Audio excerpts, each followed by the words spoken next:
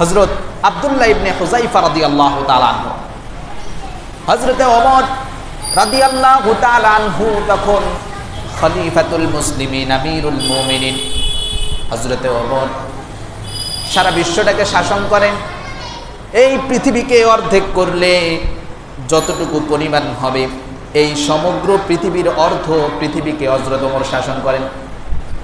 সেই সময়ে রোম সাম্রাজ্যে অভিযান চালালেন। ওই অভিযানে সেনাবাহিনীর সেনা অধিনায়ক যিনি ছিলেন তার নাম হলো আব্দুল্লাহ ইবনে হুযায়ফা রাদিয়াল্লাহু তাআলা আনহু।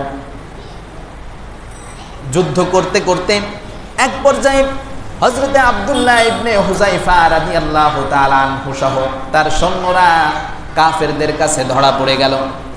রোম সম্রাট হযরতে আব্দুল্লাহ ইবনে হুযায়ফাকে বলল, আব্দুল্লাহ ঈমান ছেড়ে দাও, আব্দুল্লাহ মুহাম্মাদের ধর্ম তুমি ত্যাগ করে নাও, যে ঈমান এনেছো ঈমানকে ছেড়ে দাও, তাহলে এই রোম সাম্রাজ্যের বিশাল সম্পত্তির অর্ধেক আমি তোমারে দিয়ে দিব।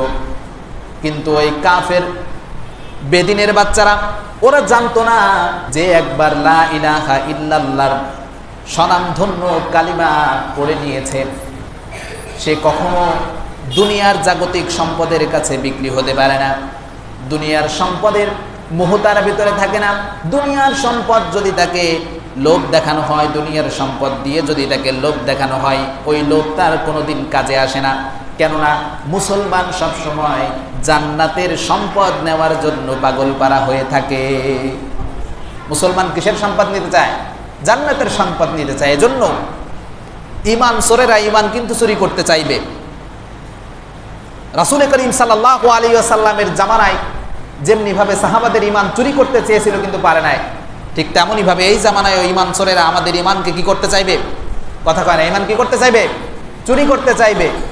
কিন্তু ঈমানের বলে বলিয়ান যে ব্যক্তি হবে, সেই ব্যক্তি কখনো নিজের ঈমানকে চুরি করতে দিবে না।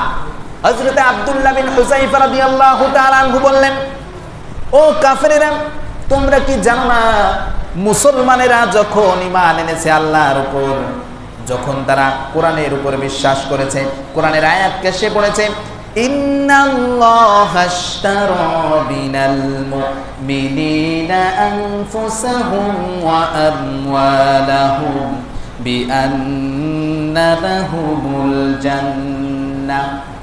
আল্লাহ রাব্বুল আলামিন বলেন, নিশ্চয়ই রব্বুল আলামিন ইন্নাল্লাহা আশতারা মিনাল মুমিনিন, যারা একবার ঈমানের ভেতরে পদার্পণ করে ফেলেছে, ঈমানের ছায়াতলে আশ্রয় যারা গ্রহণ করেছে, নিজেদেরকে মুমিন বলে পরিচয় যারা দেয়, ওদের কাছ থেকে আমি জান্নাতের বিনিময়ে ওদের জান এবং মালকে আমি আল্লাহ কিনে নিয়েছি। সুবহানাল্লাহ। আমি ওদের সঙ্গে একটা চুক্তি করব।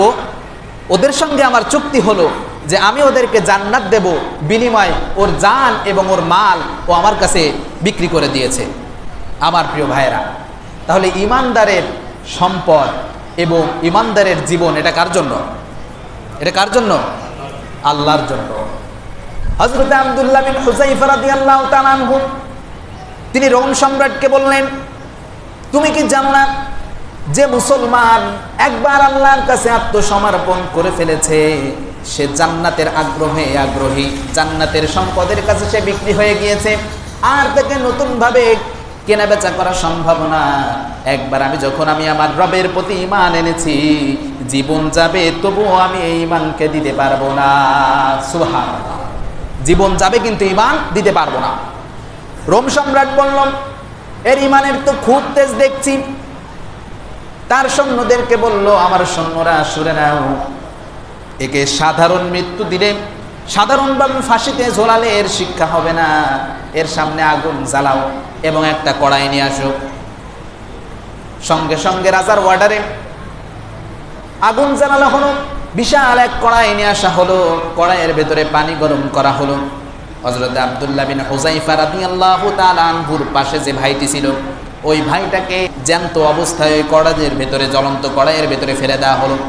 মুহূর্তের ভেতরে জীবন্ত মানুষটি মুহূর্তের ভেতরে লাশ হয়ে গেল, মুহূর্তের ভেতরে হাড় থেকে মাংসগুলো আলাদা হয়ে গেল, সিদ্ধ হয়ে গেল। হযরত আব্দুল্লাহ বিন হুযায়ফার সামনে এই ঘটনাগুলো ঘটল। আমার প্রিয় ভাইরা, যদি বিষয়টা এমন হয় যে আমার সামনে কাউকে নির্মমভাবে মারা হচ্ছে এবং আমাকে অর্ডার দেয়া হচ্ছে যে তুমিও যদি এই কাজটা না করো তাহলে এই সেম পরিণতি তোমার হবে। ওর মায়ের খাওয়া দেখে আমাদের অন্তরে ভয় ঢুকে যায় না? অন্তরে কিন্তু কি হয়, ভয় ঢুকে যায় যে এরকম পরিণতি কারো হবে, আমারও হতে পারে। হযরতে আব্দুল্লাহ বিন হুযায়ফাকে বলা হলো, তুমি তোমার সাথীর পরিণতি দেখেছো, ও আব্দুল্লাহ ঈমানটাকে ছেড়ে দাও, পেরেশান হওয়ার দরকার নাই, ঈমানটাকে ছেড়ে দাও, তাহলে তোমাকে মুক্তি দিয়ে দেব, সম্পদ দিয়ে দেব, সব দিয়ে দেব, ছাড়া দিয়ে দেব। হযরতে আব্দুল্লাহ বিন হুযায়ফার এক কথা, ঈমান দেব না কিন্তু জীবন যায় যাক। হযরতে আব্দুল্লাহ বিন হুযায়ফাকে এবার বাধা হলো, হাত বাঁধা হলো, পা বাঁধা হলো। যখন তাকে কড়াইয়ের ভেতরে ফেলতে যাবে, হযরতে আব্দুল্লাহ বিন হুযায়ফার চোখের কোণায় পানি দেখলেন রোম সম্রাট। রোম সম্রাট বলল, আব্দুল্লাহ রে, ভয় পেয়ে গেলে নাকি? ভয় পাওয়ার তো কোনো কারণ নাই, এখনো সময় আছে, তুমি তো মুসলিম সেনাপতিদের লিডার, তুমি যদি এখনই ঈমান ছেড়ে দাও তাহলে তোমাকে এই মৃত্যু থেকে আমি বাঁচিয়ে দেব।